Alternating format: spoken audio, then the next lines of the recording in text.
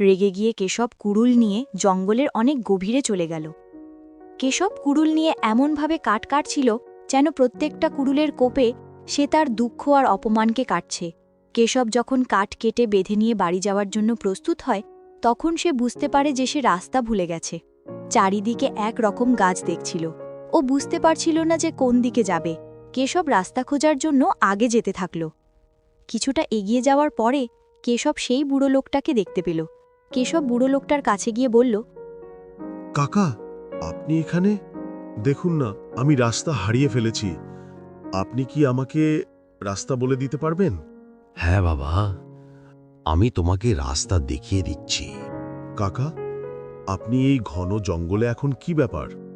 বাবা, আমার বাড়ি এখানে। আমি তোমাদের বয়সে এখানেই কাঠ নিতে আসতাম। এখন বুড়ো হয়ে গেছি, শরীরও সঙ্গ দেয় না। আমি একাই আমার মেয়ের দেখাশোনা করেছি। ওর মা তো অনেক আগেই আমাদের ছেড়ে চলে গেছে। আমি ওকে পড়াশোনাও করিয়েছি, কিন্তু যখনই বিয়ের কথা আসে, কেউ এই গরিবের মেয়েকে বিয়ে করতে চায় না বাবা। আমি পাশের গ্রামেই থাকি, আর আমি একজন চাষি।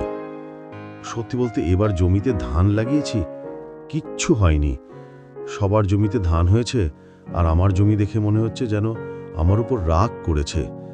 এই জন্য আমি আজ রাগে জঙ্গলে চলে এসেছিলাম কাঠ কাটতে। সব ঠিক হয়ে যাবে বাবা, তুমি চিন্তা করো না। তোমাকে দেখেই মনে হচ্ছে তুমি অনেক পরিশ্রম করো। একটা কথা বলবো বাবা, যদি কিছু মনে না করো। হ্যাঁ, বলো না কাকা, কি বলবে? তুমি কি আমার মেয়েকে বিয়ে করবে? আমি জানি আমি খুব গরিব, কিছু দিতে পারবো না, কিন্তু তোমার মতো ভালো মানুষকে দেখে আমার মন বলছে তোমার সাথে আমার মেয়ের বিয়ে হলে আমার মেয়ের জীবন পাল্টে যাবে। রামলালের কথা শুনে কেশব একদম থমকে যায়।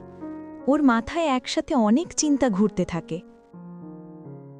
কাকা, আপনি এরকম কেন বলছেন? আমি তো নিজেও জানি না যে আমি নিজের জন্যই কিছু করতে পারবো কিনা। ফসলও হয়নি, আর ধার দেনাও আছে। আমি তো এতটাও রোজগার করি না যে আপনার মেয়েকে খুশিতে রাখতে পারবো। আপনার মেয়ের জীবনসঙ্গী আমার থেকেও ভালো ছেলের সাথে দেওয়া উচিত, এমন কারোর সাথে যে তার সব শখ পূরণ করতে পারবে। আমি শুধু একজন ভালো মানুষ হওয়ার চেষ্টা করছি, বিয়ে করার উপযুক্ত এখনো হয়নি। বাবা, তোমার থেকে ভালো ছেলে মনে হয় আর আমি পাবো না। তুমি একজন পরিশ্রমী ও ভালো মনের মানুষ।